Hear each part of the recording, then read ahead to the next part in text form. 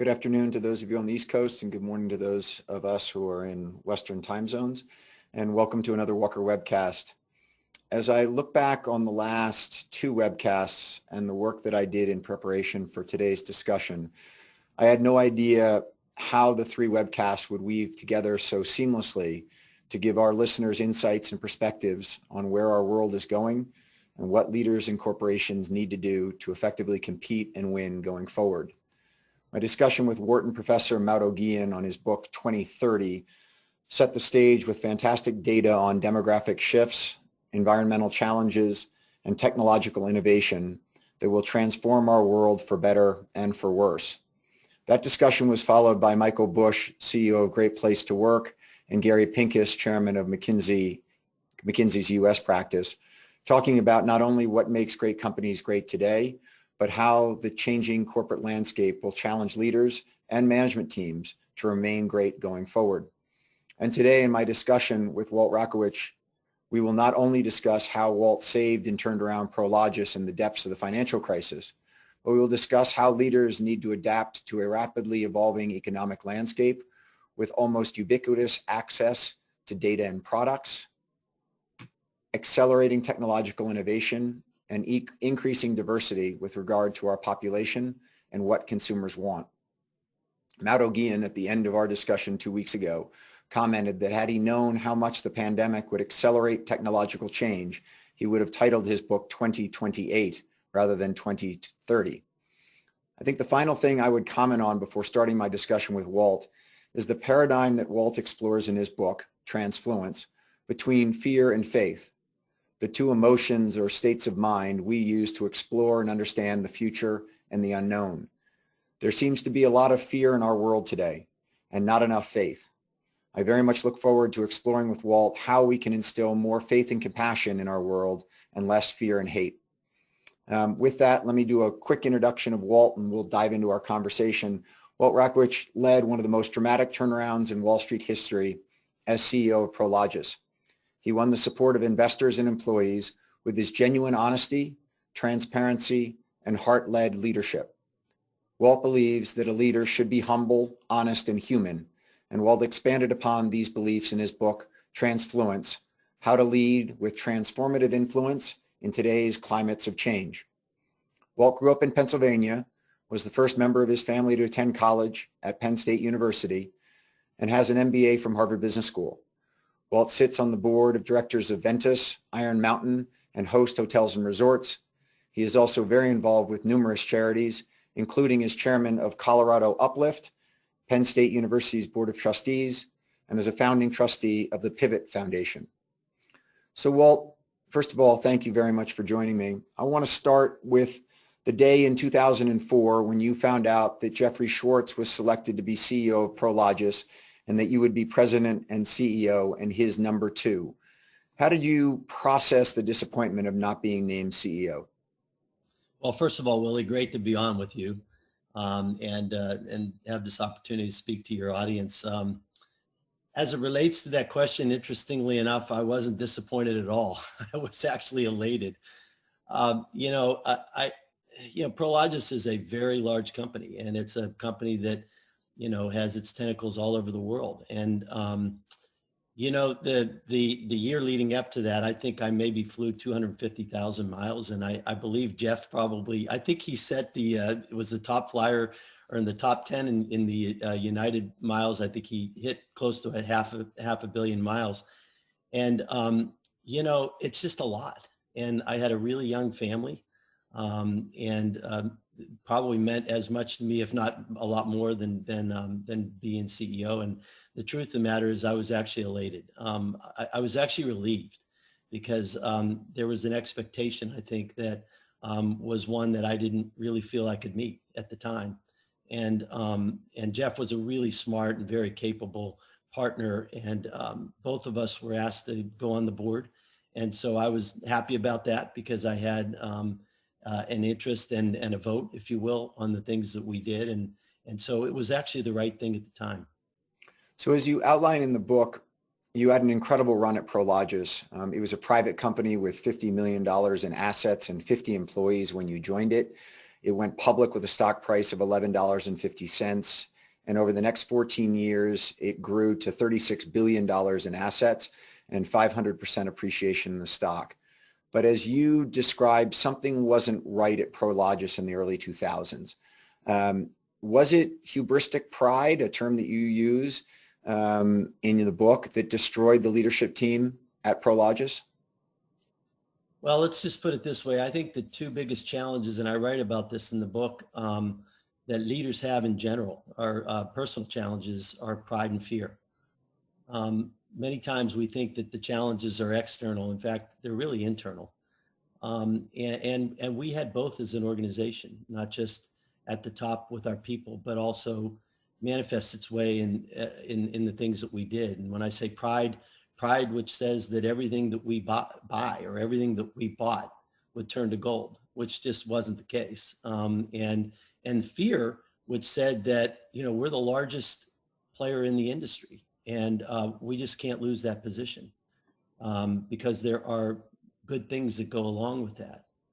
And unfortunately, looking back on it, and this would be 2006 and 2007, we made poor investment decisions. We made some good investment decisions. I'm not being really critical, but I think we made some poor investment decisions. I think we refused to take the pedal off the metal when things like Lehman happened, and we leveraged the company too much during that period of time. And quite frankly, what began to happen is lots of disagreements in the management ranks as to what we should and shouldn't do. And so there was this aggressive camp and there was this non-aggressive camp. And I think we lost trust in each other. I think we lost trust in our decision-making capability, and people began acting in silos.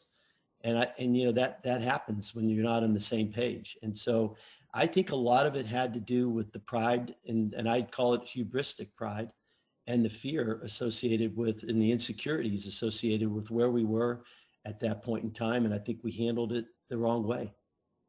So you also use the term organizational arrogance. And when I read your description of organizational arrogance, I thought back on General Electric and Fannie Mae, two corporations that thoroughly dominated their industries in the 1990s and then ended up paying a huge price for it in the 2000s and even to today.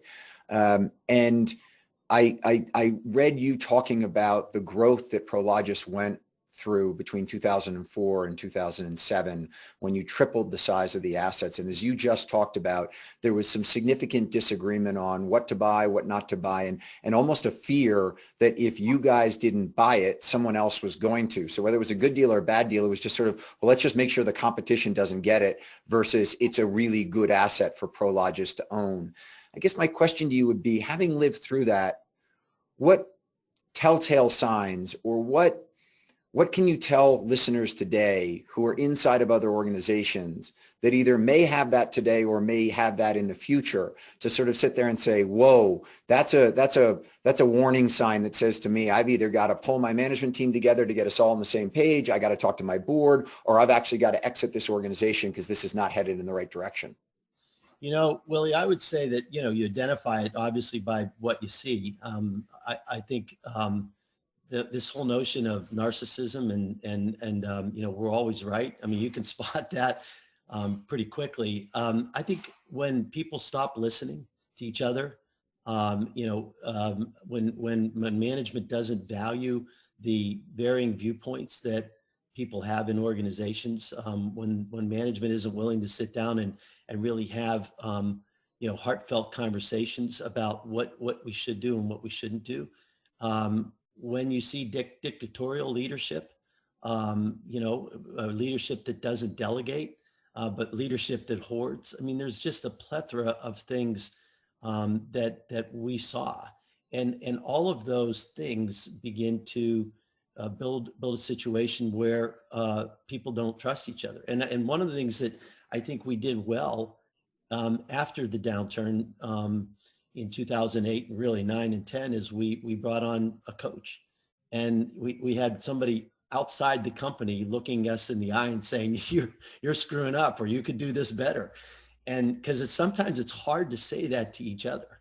But having an independent person outside come in and talk to us about how we could actually work together and not be dysfunctional, but actually function together as a team is sometimes what you need. And I felt we really needed that in 2009.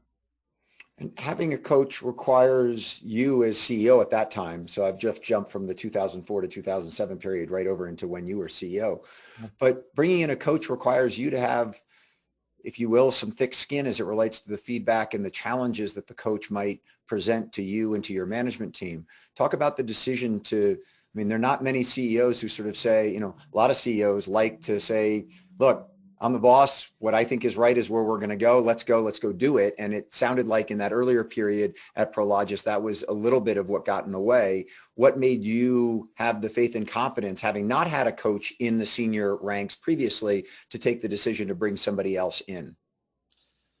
Well, I think one of the biggest fears that CEOs have or leaders have, period, is the inability to be vulnerable.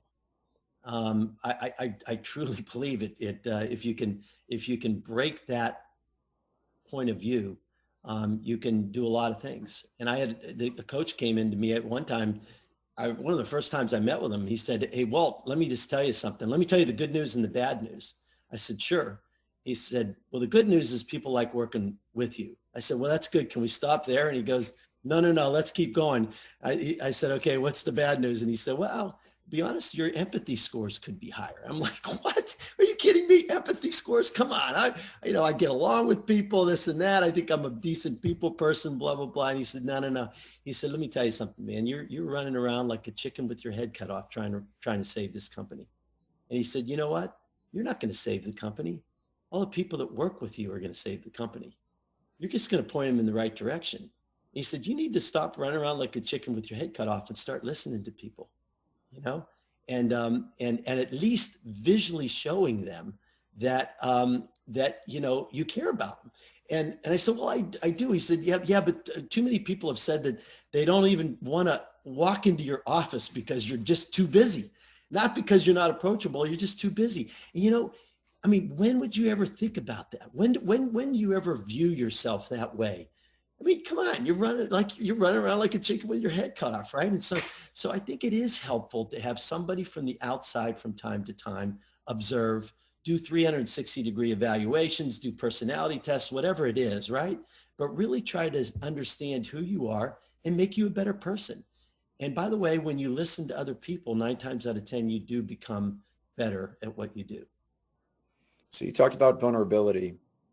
I want to get to the moment where you really showed vulnerability stepping back into Prologis, but I have to give it a little bit of the backdrop. Yeah. So you, after seeing Prologis not functioning and making some investments and levering up too much, you left the company where the stock price was over $70 a share. Within 6 months, the stock price had fallen to $5 a share. And when the board brought you back in as CEO in November of 2008, the stock price was down to just over $2 a share. You've arrived back into Prologis. You clearly knew the team, but you're also confronted with the great financial crisis that is happening, $10 billion of debt at Prologis, which is rolling in the next 18 months, and a whole set of factors that you haven't been engaged in for 9 months, if not longer than that. And so you describe a night in the office where the team is trying to figure out sort of how to tackle the problems, and you get up to go take a break and say, "I've just got to walk down the hall for a moment and stretch my legs and get my wits about me." And you end up walking into an office and something happened. Can you describe what happened and then when you returned to the conference room with your colleagues? I did. I'll just go backward just a little bit. There was about 10 or 12 people in the room. It was 1:00 in the morning, and we're working dog years, as I just described. And I really did not want to hear this word bankruptcy, but I heard it. And one of my trusted financial advisors basically said, "We're on the brink, and we're going to probably blow the majority of our bond covenants by next quarter." And I turned white as a ghost. And as you said, I said to them, "I need to leave." And they said, "Sure, Walt." And I walked down the hallway, and I noticed this desk, and it was right there in front of me, but I wasn't sure I could get there. Excuse me, not desk, but chair. There was a desk next to it. And I beelined to that thing, man. I just said, I just want to get to that chair and sit down, and I didn't make it. And on my way down, unfortunately, I hit the corner of my head on the desk, and I was laying there for 10 minutes. And I woke up, and there's a pool of blood on the floor. And first thing, for about 30 seconds, Willie, I said, where in the hell am I? I honestly had no idea where I was. And then I looked around, I go, oh my God, I'm in the office. And then the second thing hit me, that all these people are still waiting in the room for me. So I went into the bathroom and tried to suture it up as best as I could and stop the bleeding. And there's this huge honking lump on my head. And I walked back in the meeting, and someone in the meeting said, I said, well, let's talk about this bankruptcy thing, and someone in the meeting said, Walt, let's not talk about bankruptcy. Let's talk about that big lump on your head first. What happened? And first thing that hit me was busted, right? And I looked around the room and I said, I was asked to come back to run this company, and leaders are supposed to have all the right answers. And to be honest with you, I don't have the answer. I have no idea what we're going to do. And I said, you guys all have the answers, not me. You're closer to it than I do. So let's start working on suggestions and thinking about this. The most uncomfortable thing for leaders is to be vulnerable. And yet it's the most powerful thing that you can do. Not at all times, but from time to time, because it's human and it's the ultimate expression of honesty. Because people know you don't want to be that way, but you kind of are there. And I found that by letting your guard down and, being vulnerable from time to time, you invite others to do the same thing. And that's where real communication happens. And I think too few leaders think of it as a plus. In fact, it's a major plus. Again, I'm not saying you need to do it all the time, but if you want to create an environment in your office where people really do communicate and they feel great about things, you have to be vulnerable as a leader. And I learned that lesson that night. And do you think that your colleagues' reaction to that vulnerability would have been the same had you been a new CEO to the company, in the sense that, given your track record at Prologis and having left and come back, they all had empathy for you as a person because they all knew you? If you had been some, Spencer Stewart, big CEO fined by the board of directors and put in there, and you'd been in that seat for a week and had that similar type of situation, do you think the team would have reacted to it the same way they did, where they all kind of gathered together and lifted you up? Great question. I don't know. I do think I was given a hall pass based on the fact that I had been there 15 years prior to that, and people did know me. But that said, I wouldn't say that it's not appropriate. I think it's absolutely appropriate, given the facts and circumstances of whatever you're dealing with. And people want to see leaders who are human. They just do, right? And they realize that we all have our insecurities. We all have the things that we struggle with. And sometimes it's not bad to allow people to see that. I just think people respond better to it. Look, I can't put myself in different shoes and say exactly how it would have happened or wouldn't have happened. But I do think it's a powerful thing to use, and you should have it in your toolbox. You cite a wonderful quote in the book from Paulo Coelho, which says, "The world is changed by your example, not your opinion." So when you stepped into that CEO role, what did you do differently to lead by example as CEO that you hadn't done as president and COO? Well, I don't know if I would say it's anything I hadn't done, but I would say that we needed it in the organization at the top. And I would say this, I wrote in the book about, I think the idea of leadership is about building trust. In other words, I really believe that the best leaders are those in time that build trust. And I think, the tagline that I use in the book is, it's not about you, but it is about the influence that you have on other people.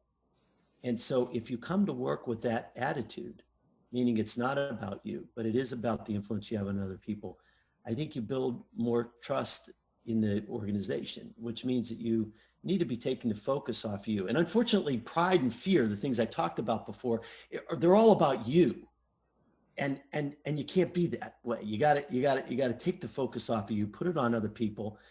And so one of the things I do think that we did as a management team a better job in is this whole notion of transparency. And now when I talk about transparency, Willie, I'm not talking just about clarity and communication. Because when people talk about transparency, they, this person really communicates well, they're clear, so forth. And yeah, that's part of it. But when I talk about transparency, I'm talking about, at least in the book, and as I think about it, is deeper. And that is leaders that actually provide a window into their soul.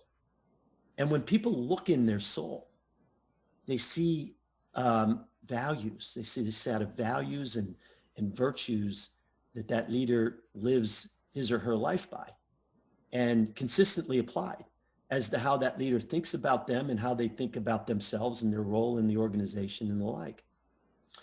And people used to ask me all the time, like, who are the types of people you like to hire? And I want to tell a quick story, and that was that I had a conversation, and this is in the book also, with John Mack, who is the CEO of Morgan Stanley. And as you know, and many know, he and Jamie Dimon are two of the more revered CEOs in the banking business. And I had an opportunity to spend some time with him. And I said, and think of what he's going through in 2008, right? TARP, the Fed, the Treasury Secretary jamming banks together, it was nuts, right? And he was nice enough to spend some time over the phone with me and mentor me. And I said, John, you got to tell me how you're dealing with this. How is it that you act in your organization? He said, Walt, I come to work and I think of the 3 H's. And I was like, well, what is that? And he said, the best leaders are humble and they're honest. In this day and age, a banker needs to have a sense of humor. And I really thought about that. What he really meant is not necessarily being humorous, but being human around the people that you lead. If that meant cracking a joke from time to time, great. And that became the litmus test for me as to how I thought about decisions in the organization. I thought about how I was acting around people, and I always would ask myself, am I being humble about this, or am I jamming this down people's throat? Am I being brutally honest when I even don't want to be? Am I walking into a room and there's an elephant in the room and I don't want to talk about it, but I got to, and am I being human? Am I treating people with dignity, in the things that I say and the things that I do? And it might sound simple. It might sound actually very basic, but in fact, it's actually really hard to implement from time to time. You'd be surprised how many times there's an elephant in the room and as a leader, you don't want to address it, that everybody else wants you to. Are you building trust in the organization by not addressing it? Not at all. You have to. Unfortunately, you got to do things that you don't want to do. And I just found that being intentional about that, being intentional about those 3 H's was one way that I could go about building trust in the organization. And those 3 H's became, in my view, the virtues and the values that people hopefully saw in me over time when they looked into my soul and they looked into the window into my soul.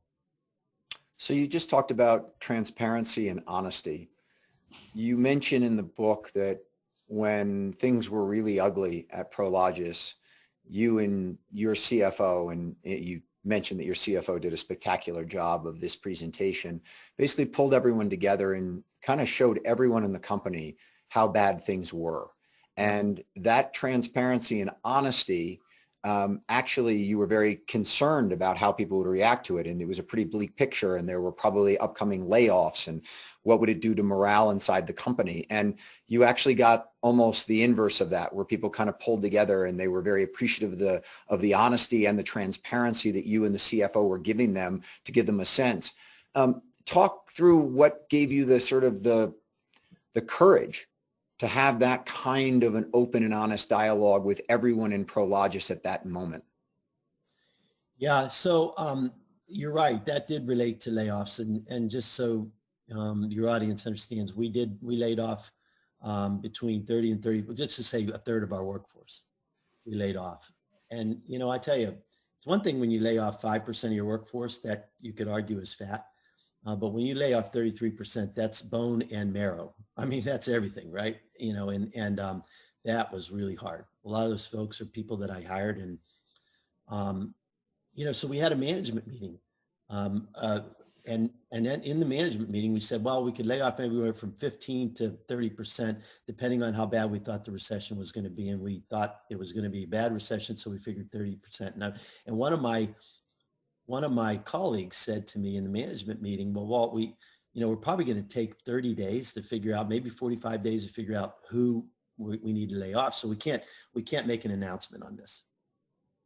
And I remember just the day before that, walking down the hallway, and Willie, you could see the look on people's faces, man. They knew it was coming, right? And there was a lot of water cooler talk, or even if there weren't water coolers, there was a lot of coffee talk around the coffee stand.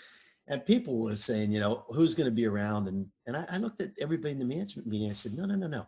This is not the company we want to run. We want to run a company that is uber transparent with everybody. Like, as soon as we make a decision, we need to tell them. And my CFO said, well, we have to make an announcement in the marketplace. We're not ready to make the announcement. I said, well, let's make an announcement like in a day or two. Let's say to the market, and let's go out to our employees and say, look, here's the deal. We just made this decision, and you are the first to know. Unfortunately, in a public company, we have to make an announcement, but you are the first to know. And by the way, we called a town hall meeting. We did it. We said, look, we don't know the people. We don't know the heads. So we risk people just walking out of this company at this point in time, right? I mean, who wants to work for a company that is on the verge of bankruptcy, right? And by the way, here's the math. Here's why we have to do this. And the most important thing is saving the jobs of the 2/3 of the people that are still here. And everybody needs to be in that mindset. And you know what? It was brutally transparent. It was way before we needed to make the announcement. It was way before we had any details. We said, look, we're gonna handle this in a dignified way. We don't have a lot of money, but we're gonna make sure that there's outplacement services, emotional support, financial advice, you name it. But at the end of the day, we need to do this. And it was amazing. People were at peace with it. Yeah, was it hard? Yeah. But, sometimes you fear telling people things, right? When in fact, they know it's coming. And the most important thing is you want them thinking that you just made that decision and you're coming down the hallway to tell them about it, right? In other words, you're not stewing about it for 30 days because that's not fair to them or for you, whatever it is. I just think we handled it in a really good, dignified way. And looking back on it, interestingly enough, not many, but several of those 1/3 of the people that we let go actually came back and became employees in 2 or 3 years when the markets, we started doing more developments, the markets came back. And it just underscored the importance of transparency to me in everything we do. And sometimes we fear the worst, but actually the worst never happens. And people actually give you positive accolades when you do something that's courageous and something that they think is right. So that tees up this sort of paradigm between fear and faith, which you go into in quite some detail we use fear and faith to try and define the undefinable, the unknowable. And on the bad side of it, we go into these fearful positions where we dream up all sorts of scenarios. And just as you just outlined, plenty of the employees at Prologis in 2008, 2009 were creating their own fears about what was going to happen to their career, what was going to happen to their family, et cetera, et cetera. And then there's the faith that things are going to get better, the faith that we are going to find solutions to a pandemic. We are going to find solutions to this technological innovation that seems to be threatening so many people's lives in America. Talk for a moment, Walt, about that framing, because as you talk about it in the book, you rightfully talk about the fact that many CEOs, me included, fear a lot of things. Fear that things can go wrong, fear that, and and we'll talk about this in a moment, but fear that they might be seen as being incompetent. And we'll get to that. But talk for a moment about that paradigm of fear and faith. And in those darkest moments when you were being so good to try and alleviate other people's fears, what you were drawing upon to maintain your own faith. So I write about this in the book, but I think fear and faith have one thing in common, and that is that they're both focused on the future. Fear believes in a negative future.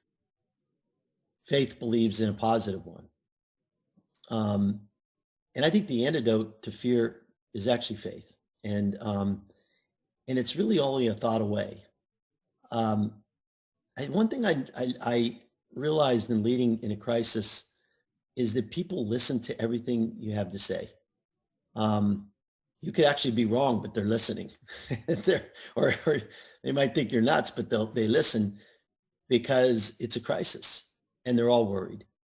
And I used to say to my employees that adversity leads to perseverance. Perseverance builds character. And when you have character as a person, you actually have hope. So persevere positively. And as many people have said, I'm not the first one, but don't waste a crisis.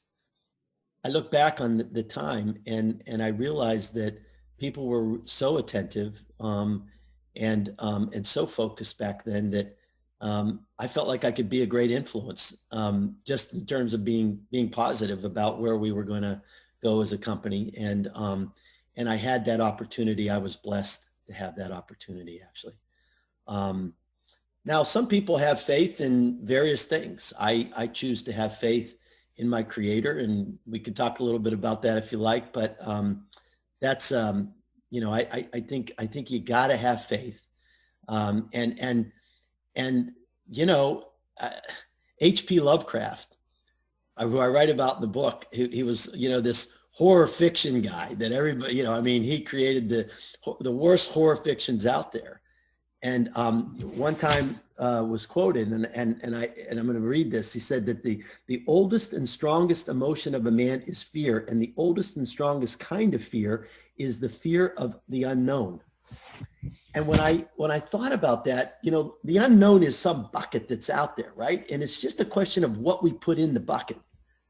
Like if we fill that with faith or things that are hopeful, actually we fear less. But if we fill it up with, oh, woe is me kind of stuff, we're going to fear. And so it was really a matter of, as a CEO, of filling that bucket up with faithful things and communicating, good and hopeful things to our employees over time.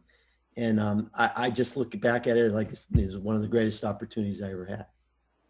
You talk about the corporation. Well, one of the things you talk about of how to manage all these things is creating microclimates. And I want to get to microclimates and why companies are somewhat unique in being able to kind of control the variables, and that inside of companies, and particularly as CEOs, you do have an incredible amount of power to establish a microclimate and instill into that microclimate certain things that you've been talking about.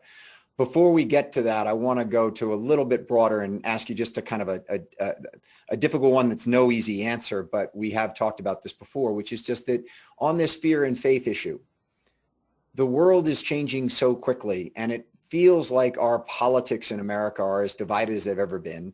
Many people would challenge that and say that there have always been sort of, if you will, very, very strong debates wherever the seat of power in the United States is. Right now, it happens to be Washington, D.C., but back to our founding.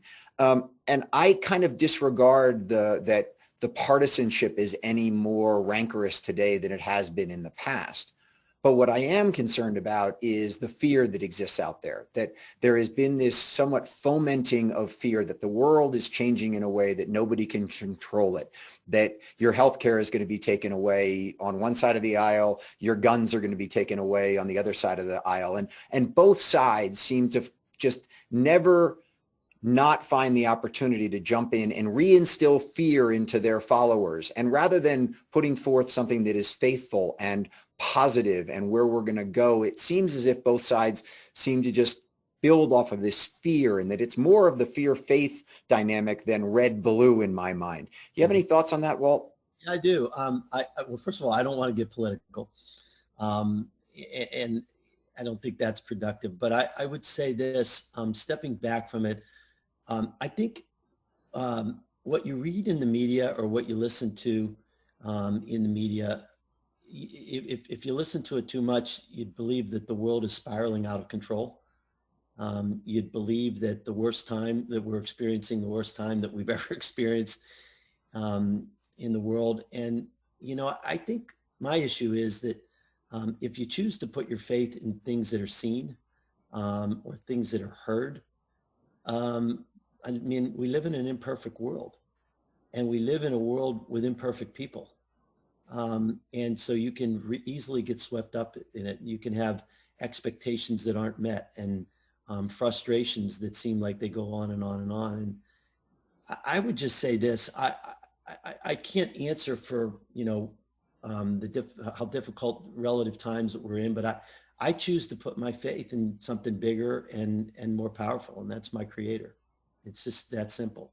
He may be unseen, but very much a part of my life. And, he helps me to reckon with the difficulties and this insane world, and basically allays my fear, and he's a rock to stand on. And I would tell you that when I went through the crisis, my typical day was to get up at 4:00 in the morning. I would spend 60 to 90 minutes with him every day.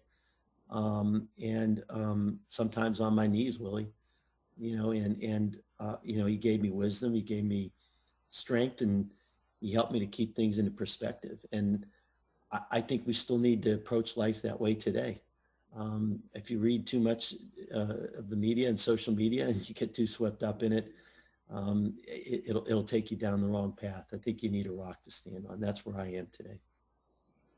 So at the beginning of the webcast, I mentioned Mauro Guillen's book 2030, and talking about the next 10 years and the challenges that we're going to face from demographic shifts, from environmental degradation, to how technology can both help and potentially hurt our future 10 years from now. You do a really good job, I think, in your book of talking about three dynamics that are happening right now that leaders must really understand how to manage through and lead through. And that is access, diversity, and acceleration. Can you talk about access, diversity, and acceleration, and why those three, variables, trends, come to you and say, these are the things that great leaders are going to have to focus on and be really good with over the next decade? Yeah.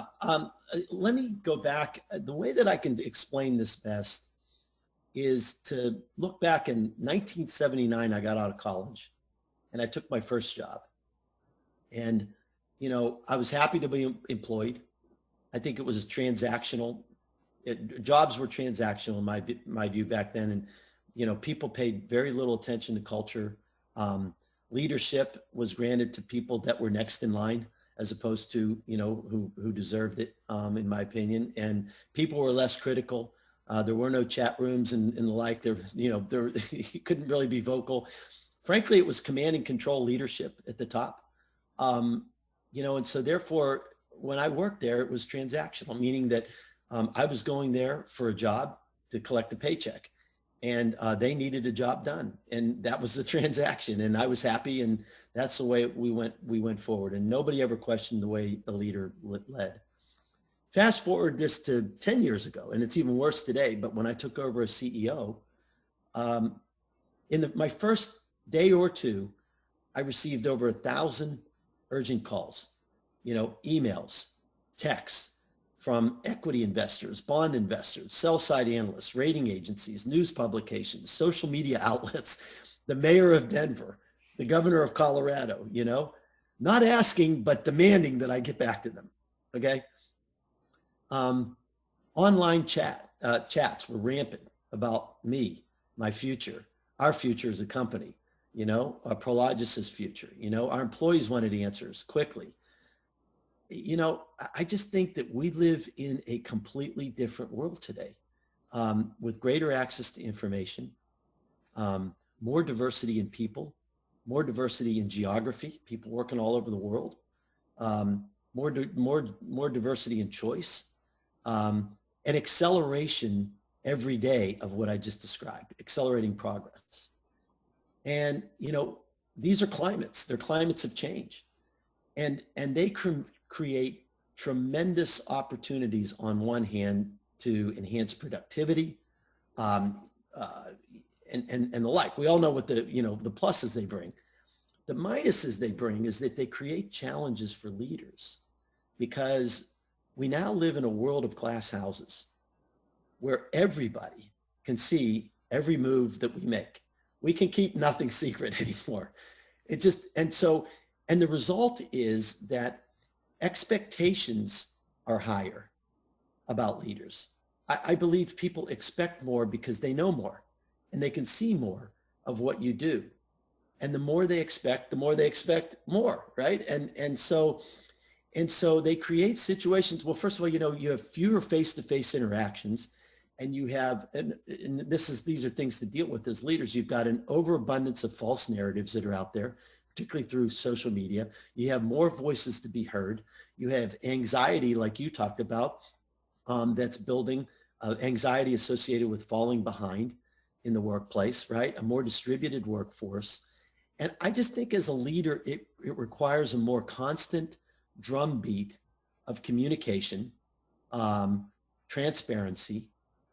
I think it requires leadership that is values-based, where people, know that this is what you're about. No matter what happens out there, this is what this person is about. This is how he or she is going to lead consistently.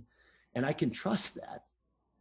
And I think it requires leadership that enforces the human element like never before, meaning leaders that are empathetic, leaders that lift other people up, leaders that recognize, leaders that are purpose-driven.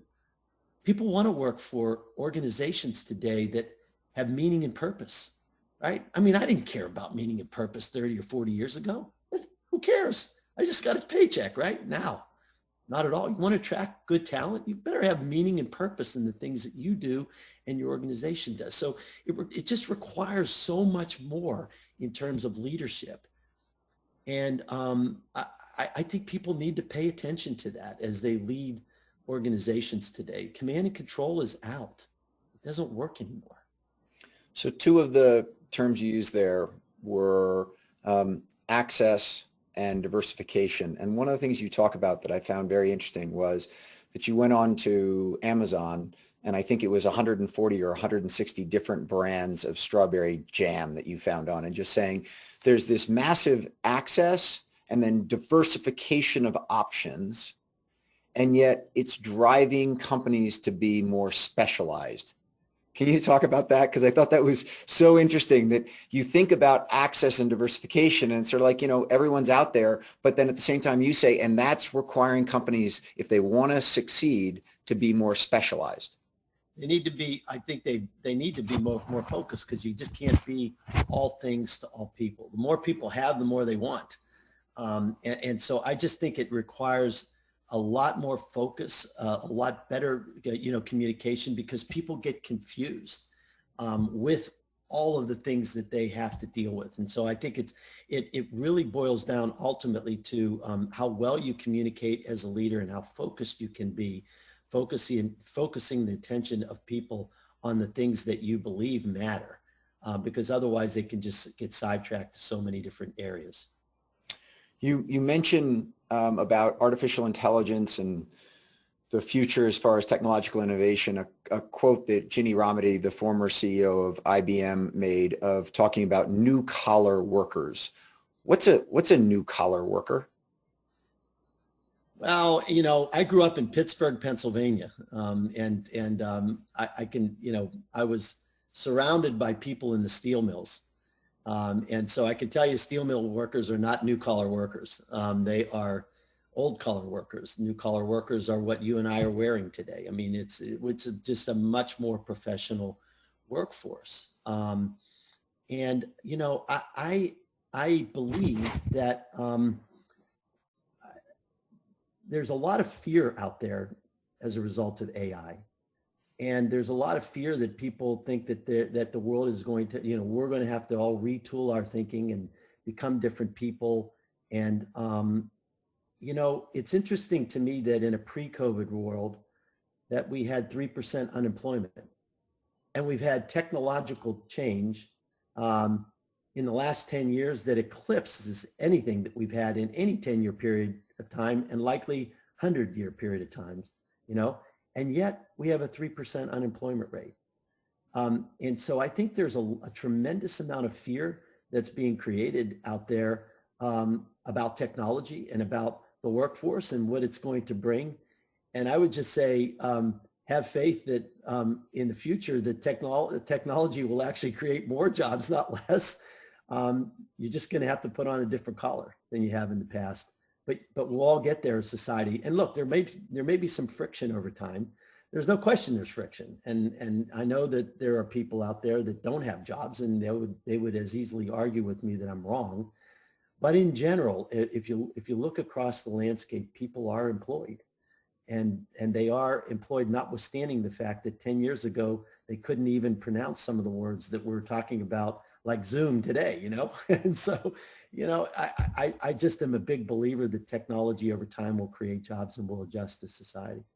That's actually your point about the unemployment rate pre-pandemic. I've made the comment recently in a number of my analyst discussions that, the Bureau of Labor Statistics has us at a 6.9% unemployment rate. When Barack Obama was reelected in 2012, it was at 7.9. And that's an apples to apples comparison. There are many people who say there are 4 million people furloughed. There are many people who say that people have exited the workforce. But the Bureau of Labor Statistics is still calculating unemployment in the same way in 2020 as they were in 2012. And my point is that we weren't looking for stimulus bills at that time. We weren't looking to put trillions of dollars into the economy in 2012 when we had 7.9% unemployment. And to exactly your point, that's not in any way to either diminish or belittle the fact that there are plenty of people who are hurting by this pandemic and people who have lost jobs in industries that have been hit very hard. But at the same time, as it relates to holding tight and getting beyond this crisis, the numbers actually still look quite good. They look quite good. I mean, obviously, we'd like to see them better than where they are today, but we know why they were created that way. And I think that the vaccine will over time bring the numbers down even further.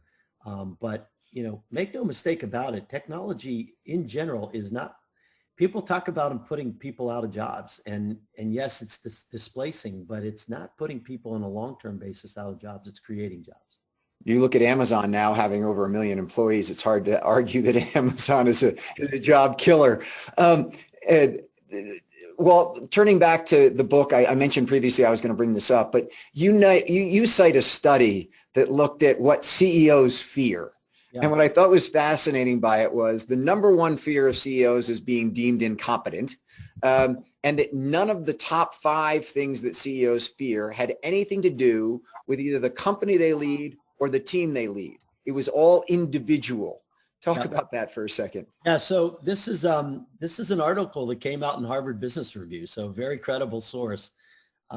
It came out about 5 years ago, and it was called What CEOs Are Afraid Of. Although they didn't really interview CEOs only. They interviewed a bunch of C-suite people throughout the world, not just in the United States. And they asked them, what's your biggest fears? And, you would have thought, well, okay, the biggest fear is like, competition, or maybe the biggest fear is my people, or maybe the biggest fear is financial well-being. I don't know, whatever, right? No, the number one fear that C-suite executives had was incompetence. It's like, what? And so these C-level executives talked about how they were worried that they weren't competent enough to make the decisions. Did they have the chops to be in the jobs that they were in?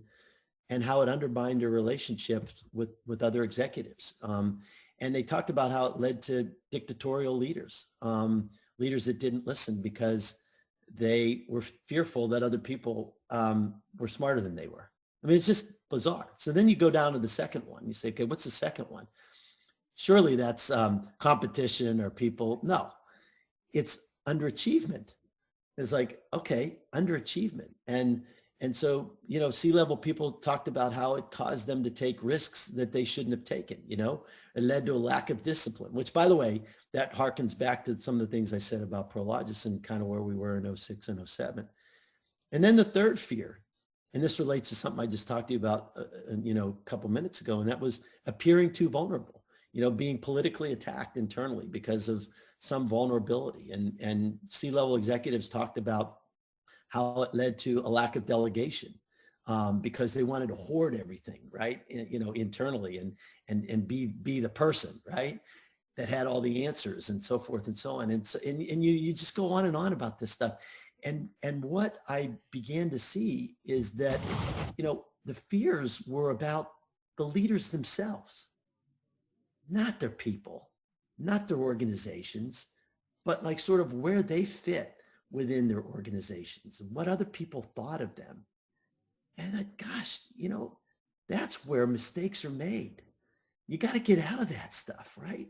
And the more you can, and by the way, you mentioned it, we all have them. I still have insecurities today that, I had them 10 years ago. I'll still have them today, but it's really a question of how you deal with them, right? And if you deal with them, if you become insecure about them, it's interesting. Taylor Swift talked about the fact that before she gets in front of a concert, or before she has a concert, she is fearful, and that fearful helps raise her ability to perform. And I do think that there's an element of fear that is actually good. Don't get me wrong. But when it becomes an insecurity and it's lasting, and it goes past raising your performance, it becomes much more about you. People recognize that. Everybody that works for you recognizes it. And they become isolated. You become isolated. And you lose their interest and you lose their trust over time. So take that into the Paul and Fry exercise that you outline as it relates to a group of people, sticky notes, 3 of them on IQ, TQ, and EQ, and talk about that for a second, because I found that study to be fascinating. Yeah. So A and B and Prologis, Hamid and I, we got our heads together. We merged the companies. It was great. And first thing we did was we hire a consultant to come in and talk to the leadership team, this leadership speaker. And this guy gets up, JP Pauly gets up and he says, okay, well, first of all, there was probably 100 of us in the room. And so he divides it into 2, 50 people on one side, 50 people on another. And he gives each one of us 3 sticky notes. And he said, okay, everybody on the right side of the room, I want you to write down 3 characteristics of the best leader you ever had. And everybody on the left side of the room, I want you to write down the 3 characteristics of the worst leaders you ever had. Okay? Just write them down on 3 sticky notes and be prepared. So everybody writes down these things, Then he gets up in the front and he writes down on this huge chalkboard, he writes down IQ, TQ, EQ. IQ standing for intellectual qualities, TQ technical qualities, EQ emotional qualities. Okay. And he said, now everybody on the left side of the room, I want you to bring all your sticky notes up. And if you love the leader because of his or her technical qualities, put it underneath of that column. Intellectual qualities, that column, emotional qualities, this column. 95% of the sticky notes go under EQ, right? Same thing for the people who didn't like their boss. Then they come up 95% under EQ. Let me tell you something. You get to a leadership role not because of how smart you are. Yeah, I mean, that's a given. You get to a leadership role. Great leaders are loved by their people. People want to work for you. They want to kill for you because of the way you are, the way that you treat them. Treating them in accordance with the golden rule, right? Treating them the way you want to be treated. That's how great leaders emerge over time. And I thought that was such a telling exercise. I use it sometimes when I give speeches from time to time, because inevitably it will be 95% plus that will put them underneath of that column. I just think it's a great exercise. It was a fantastic exercise, and it makes me think, we had Mark Brackett from Yale, the Yale Center for Emotional Intelligence, on the webcast back in the depths of the pandemic to talk about mental health and how people were getting through it. But just last week when I had Michael Bush and Gary Pincus on, we all laughed about the fact that when we were all in business school, the sort of soft skill classes we all sort of skipped and didn't really get that prepared for, and sort of said, oh, it's an HR class, who really needs to prepare for that? And we all sat around for our finance classes and spent hours in our study groups trying to get ready for them. And you fast forward 20 years later, 30 years later, and you realize that it was actually the HR or EQ classes that you should have paid a little bit more attention to, and that the finance classes, you're going to figure out the numbers one way or another, and that really wasn't where you should have spent your time. It's so true. It's so true. At Harvard Business School, it was called OB.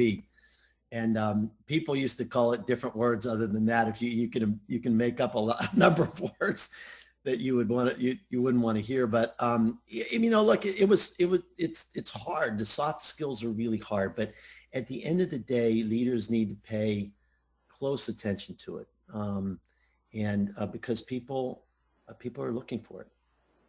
You put a quote in your book by Rick Warren, the author of The Purpose-Driven Life, that says, humility is not thinking less of yourself, it's thinking of yourself less. Yeah.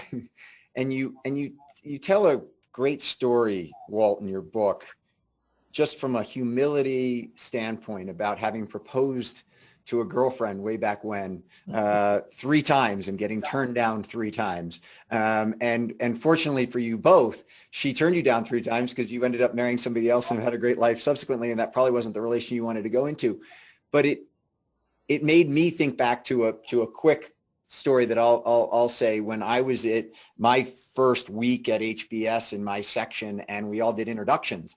And the first person to stand up says, hi, my name is John Smith. I went to Yale undergrad. I was on the U.S. national rowing team. I worked at Goldman Sachs, and I applied to one business school, Harvard, and I got in. And that person sits down, and the next person who has this brilliant story gets up and tells us their resume. And I'm sitting here as a St. Lawrence University graduate who went to Latin America to work for a nonprofit foundation and was doing backflips the day that Harvard Business School said that I could come, saying, man, when I stand up, everyone's going to laugh at me.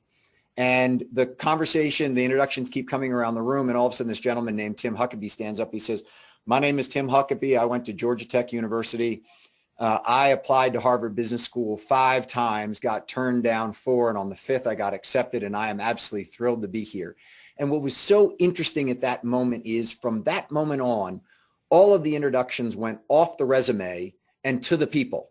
And somebody else stood up and talked about the fact that he loved to cook. And a woman stood up and said, my fiance is here at HBS with me, or whatever the case might be.